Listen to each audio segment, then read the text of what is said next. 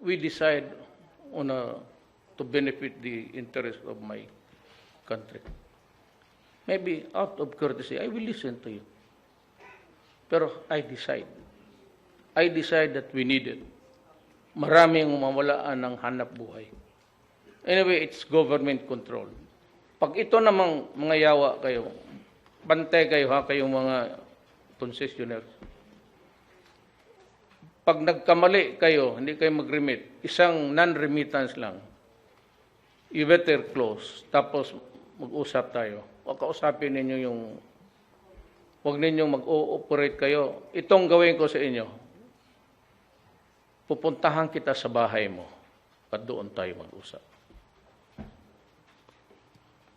Totoo yan. Baski sinong gambling road, walang pakialam kung sino ka.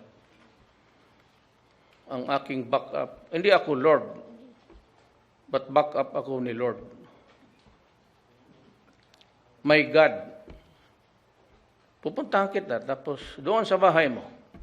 Hindi ako magdala ng security. Maybe yung driver lang, punta ako sa iyo. Puntahan kita, sabihin ko, di ba sinabi ko ng putang ina ninyo, huwag ninyong lukuhin ang gobyerno. Kaya ko kayo pinagbigyan kasi, ang inaalaala ko yung Pilipino at makakain. Wala kasi masyadong trabaho. Kung sana progress na tayo as a country,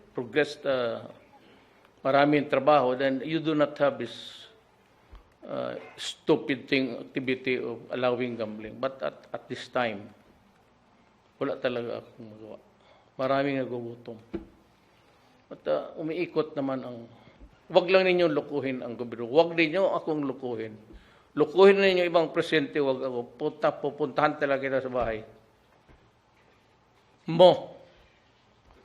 At sabi ko, pinagbigyan ko na kayo. Do not.